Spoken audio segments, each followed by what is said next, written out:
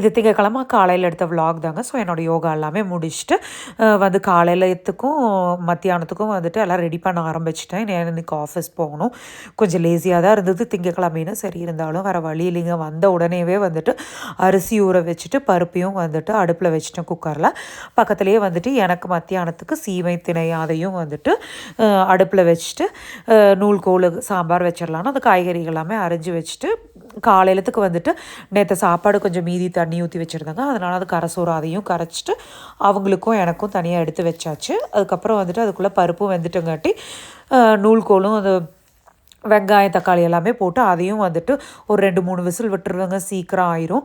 அதுக்கப்புறம் என்னோடய சாப்பாடும் ரெடி ஆகிட்டங்காட்டி சரின்னு அந்த அடுப்பில் வந்துட்டு அரசாணிக்காய் பொரியல் பண்ணிடலான்ட்டு அரிசியும் ஊறிடுச்சுங்க. ஸோ அதனால் வந்துட்டு அதையும் சாப்பாடையும் வச்சுட்டு அந்த கேப்பில் வந்துட்டு நான் எனக்கு ஃப்ரூட்ஸ் கொஞ்சம் கட் பண்ணி எடுத்துக்கிட்டேன். பேரிக்காயும் வந்துட்டு கொய்யாக்காய் அதுக்கப்புறம் நட்ஸ் எல்லாம் காலையில் சாப்பிட்றக்கு அதையும் உரிச்சிட்டேங்க. இப்போ ப்ரோட்டீன் எதுவுமே இல்லைன்னு சொல்லிவிட்டு கொஞ்சம் பன்னீர் வந்துட்டு ஸ்டிர் ஃப்ரை மாதிரிங்க அந்த பன்னீர் பாஸ்தா சீசனிங் அதுக்கப்புறம் வந்துட்டு கொஞ்சமாக உப்பெல்லாம் போட்டு பரட்டிட்டிங்கன்னா ரொம்பவே நல்லாயிருக்கும்.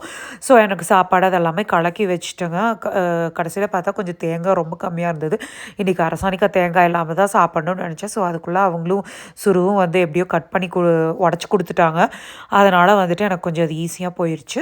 ஸோ அந்த பொரியல் எல்லாமே ரெடி ஆயிடுச்சுன்னு ஸோ எல்லாமே பேக் பண்ணிவிட்டு எனக்கு தனியாக பேக் பண்ணிட்டு அவங்களுக்கும் தனியாக பேக் பண்ணிட்டேங்க. ரொம்ப அதுக்கப்புறம் டைமை பார்த்தா ரொம்ப லேட் ஆயிடுச்சு.